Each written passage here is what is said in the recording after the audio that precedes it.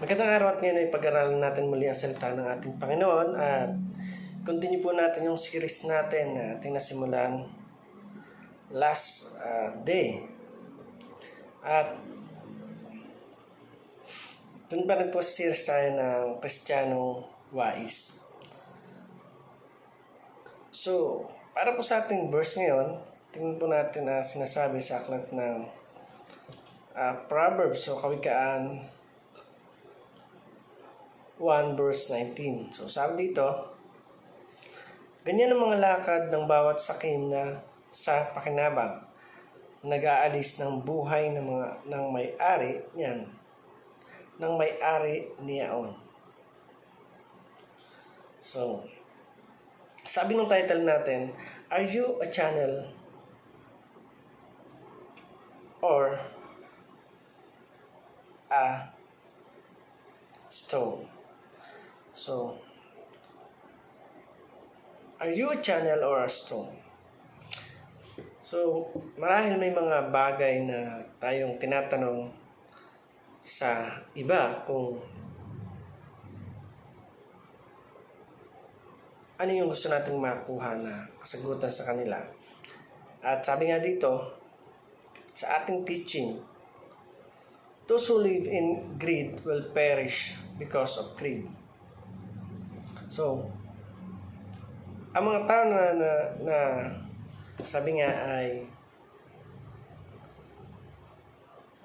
nasasanay na sa pagiging greedy sa buhay, ay sabi nga doon ng Panginoon ay ipiperish because of dahil sa kanyang kasinungalingan. At tunay nga na ang Panginoon ay patuloy na nagtatama ng pagkakamali ng bawat isa sa atin. At kapag hindi tayo nagpatama, sabi doon, at nagpatuloy tayo doon sa kasalanan, those who live in greed will perish because of greed. So, huwag nating hayaan na maging greed tayo, maging mayabang tayo. At pangalawa, sabi dito, God rewards diligence, honesty, and fairness. So, Panginoon, tunay nga na siya yung magbibigay sa iyo ng reward dun sa mga bagay na ginagawa natin sa Kanya. How to delegate people, at ganun din yung pagiging honest natin sa lahat ng bagay. At fair din tayo tumingin sa lahat ng sitwasyon ng buhay ng bawat sa atin. Kasi alam naman natin na marami na mas nahihirapan sila na gawin yung mga bagay na para sa kabubuti, at dun sila lagi nakaposa, nakasanayan na nila, which is yung minsan usong-uso ngayon yung pambubuli ng mga classmate, pananakit. Tunay nga na let's give them fairness and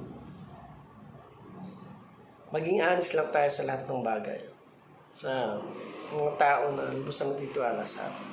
So number 3, sabi dito, Christian are not container but channel of blessing.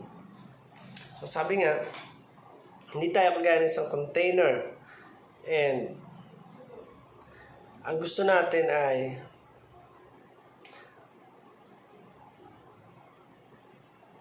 magkaroon din ng magandang resulta sa mga bagay na pinag-aaralan natin. And sabi nga dito, Christian are not container but a challenge of blessings.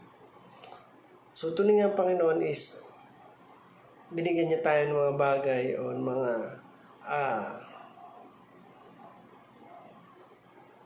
pangyayari na parang nakapaloob dito yung gustong nangyari sa atin ng ating Panginoon. At yun nga, hindi po tayo kagaya ng isang container. Ang role po natin is to be a channel of blessing to everyone. At sabi doon, we need to become to be a channel of blessing to others. At hindi tayo maging isang stone na kahit anong pokpok o kahit anong gawin mo ay hindi napipigil o hindi naawat yung mga gusto niyang mga mangyari. At marahil nga kung hindi natin nasusuko yung sarili natin sa ating Panginoon, maraming bagay yung pwedeng kunin at mga bagay na sa halip na idagdag ay hindi niya ginagawa kasi yung capacity na meron tayo ay kulang.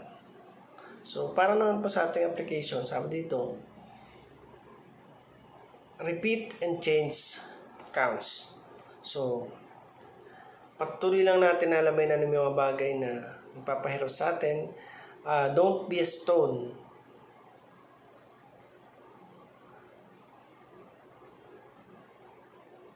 Alam natin na talaga ang Panginoon kapag kumilos sa buhay ng bawat isa ay talagang babaguhin at babaguhin tayo. So, ang gagawin na lang natin is magtiwala, manampalataya sa Kanya, at hayaan mo ang Diyos yung kumilos sa buhay ng bawat isa sa atin. Magpagamit tayo at tunay nga na maluluwalhati natin ating Panginoon at malulugod siya dahil sa ginagawa ng bawat isa sa atin. So, earn money just in and flirt.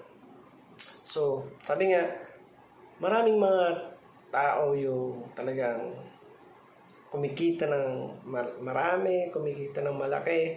Pero sabi ng Lord, yung fairness natin doon sa mga tao, paano na dapat ay alamin natin kung saan ba nanggaling yung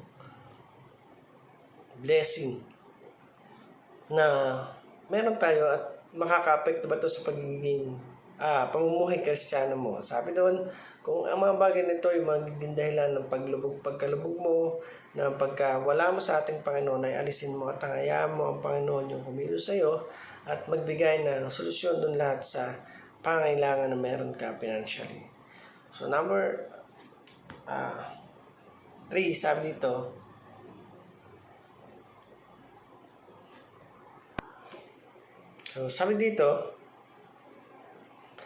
fight greed by being a channel of God's blessing. So, labanan natin yung pagiging greed o greedy natin by being channel of blessing, God's blessing. So, alam naman natin na ang Diyos ay ang Diyos na nagsusupply ng lahat ng pangailangan ng bawat isa sa atin. At huwag nating hayaan na maging dahilan yung mga bagay na ito, yung pagiging greedy natin para stop ng Lord yung mga pagpapala na pinagkakalob niya sa atin. Kagaya nga nung title natin, sabi doon,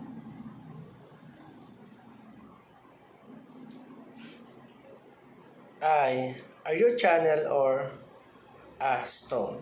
So, ikaw,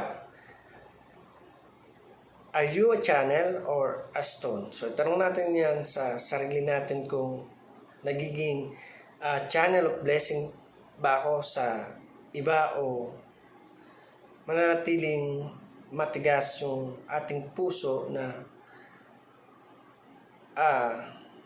walang nangyayari at ganun din na hindi tumatatag yung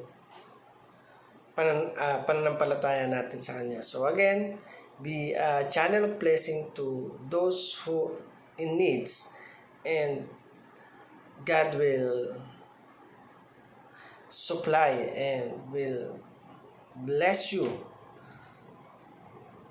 Tunay nga na kailanman ay hindi tayo pagkukulangin ng ating Panginoon. So again, thank you for watching this video. I hope you learned something and God bless you.